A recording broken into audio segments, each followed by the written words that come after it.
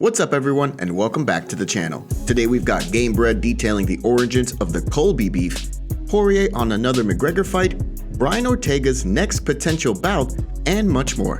Don't forget to like this video and subscribe to the channel to see more videos just like this. Now let's get into it. Jorge Masvidal talks about how the rivalry between him and Colby Covington began. Anticipation is mounting for the UFC 272 main event next month, as Jorge Masvidal will take on Colby Covington in a massive grudge match that has the entire fight world waiting on pins and needles. The setup is just too good. Two former best friends, former housemates, former training partners turned bitter rivals who've both lost their welterweight title fights against the same champion, Kamaru Usman.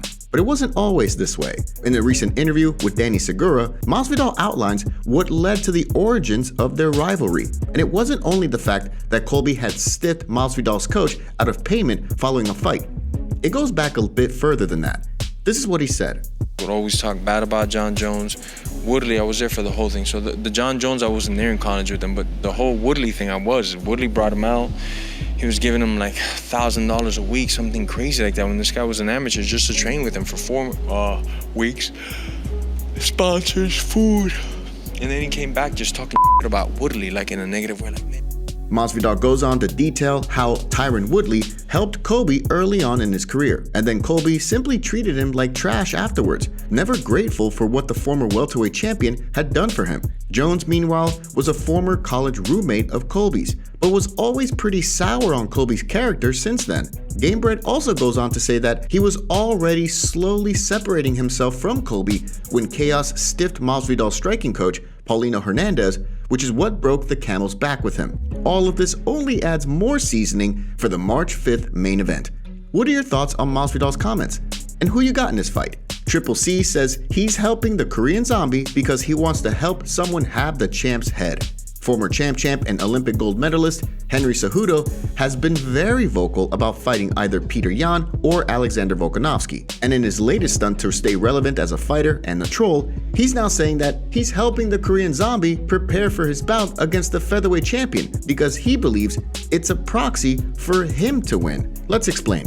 When the Volkanovski-Holloway trilogy fight was scrapped due to an undisclosed injury to Holloway, there was a brief window there where the UFC was looking for a replacement. Cejudo publicly offered his services, saying he'd come out of retirement to go up in weight to try to become C4. Ultimately, the UFC booked Chan Sung-young, the Korean Zombie, for that scrap. And when UFC President Dana White was asked about Cejudo replacing Holloway, he balked at that, saying, "Isn't that guy retired?" Well, in a recent episode of the Triple C and Schmo show, Cejudo explained why he was now helping train the Korean Zombie for this featherweight title fight. Of course, man, if you're not going to give me Alexander Volkanovski's head on the plate, then I'm going to find somebody to do that for me with interest. And his name is a Korean Zombie. And he is not out here to take any prisoners. He is out here to slash that throat. In addition to this, Cejudo also confirmed that Brian Ortega, who recently lost a decision to Volkanovski, has also provided some pointers to the Korean Zombie about the champion. Volkanovski has looked so good as champion that his former opponents are now teaming up to try to take him out. But what are your thoughts on Cejudo's comments? And how do you think this fight will go? Logan Paul slams Floyd Mayweather over unpaid boxing purse. Lawsuit is now pending. When Logan Paul laced up the gloves and fought Floyd Mayweather last June, it was a highly anticipated affair. The exhibition boxing match had a lot of fanfare, and quite frankly, Paul did a lot better than expected, going all 8 rounds with Mayweather, even if the legendary boxer was just toying with the YouTuber and podcaster. But since that fight, Logan Paul has consistently been sounding the alarm that he's not been paid in full, and now lawyers are about to get involved. There's been threats of legal action from his side for quite some time, and while Jake erroneously said that yes, a lawsuit had been filed, the guy's been wrong a bunch of times, and you can't really trust what he says sometimes. Why? Because on a recent episode of Logan's podcast, Impulsive, he had his manager there with him, and both of them confirmed that the lawsuit is still in the discussion phase, and that no papers have been filed yet. But Logan continues to question why Mayweather is not paying him, and brought up other lawsuits that the legend has faced in very similar situations. Case in point, during the episode, he said this: "He got sued. You know he got sued for the same reason. Something's going on, and there's one side that is very clear to see. It's f***ing shady."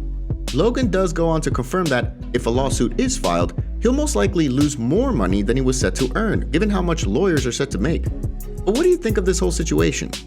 But I know one thing, if you sign the deal and you have contract, you have to follow. This is just my opinion. I'm not against Francis, not against like Dana or UFC. I don't know what they have between them, but when you guys sign a contract, you guys have to read your contract. If you sign deal like 5-fight deal, or 10-fight deal, or 6-fight deal, you have to finish your contract. If you sign this, like for me, I'm a religious guy, and if you have the deal, you have to follow this. You have to die, but you have to follow your deal, And I don't know, I hear now Francis Ngannou deal finished, his contract finished, something like this. I don't know, but doesn't matter. Francis, Khabib, Kamaru, doesn't matter. If you guys have deal, you have to follow your deal. If not, okay, before you sign, you have to read, watch. And this is how I live, doesn't matter. Just even myself. If I have deal, I have to follow this, Don't forget to take a second to hit that like button and subscribe to the channel to stay up to date on the latest fight news. Dustin Poirier says a fourth Conor McGregor fight would only be for the money. The saga of Dustin Poirier versus Conor McGregor is pretty dead and buried. At least that's how it is in the mind of the Diamond, who had been fielding questions from reporters this past weekend at UFC 271. Poirier let it be known that a fourth fight with McGregor, if it ever happens, would only be for the money. This is what he said when the topic was brought up. I'm probably not going to fight Conor again. I don't really want to fight Conor again. For me, that door is closed. The only reason I do it is for money. I beat him 2 times in a row. What can I best my 2 performances? Can I knock him out quicker? Can I 10-7 him? What can I do? I've done it. If I do it again, it's just for money, right? Honestly, can you really disagree with Poirier here?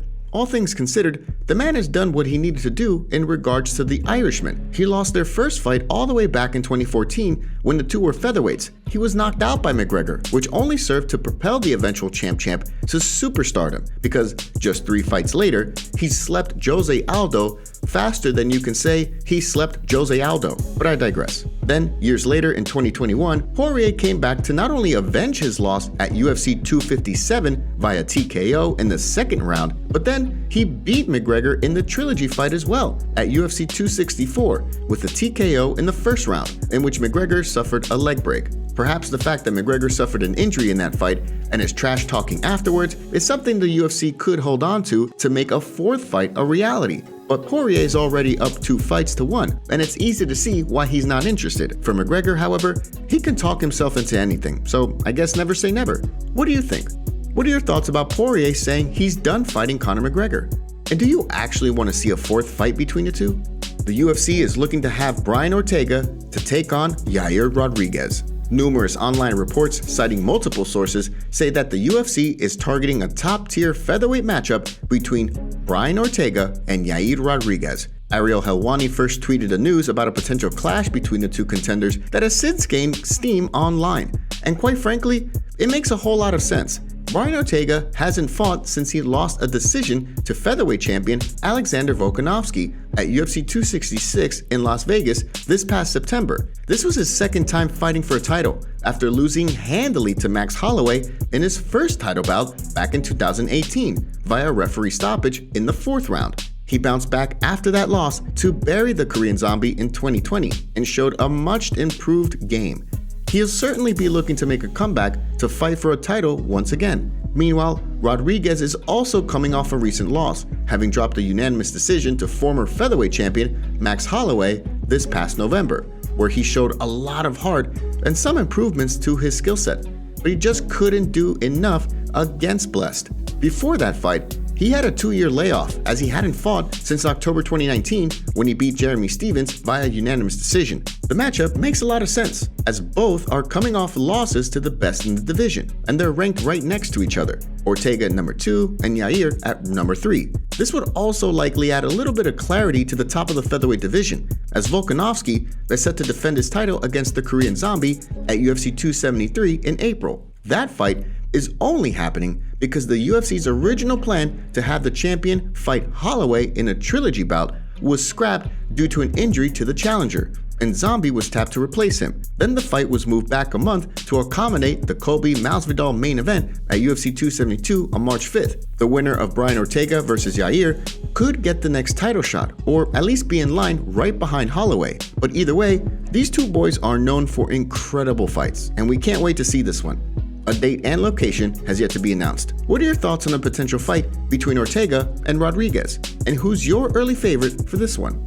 Thanks so much for joining us today and catching up on all things MMA. What do you make of what's going on in the fight world? Make sure to like this video and subscribe to the channel to stay up to date on all the latest news from the MMA Zone. See you next time.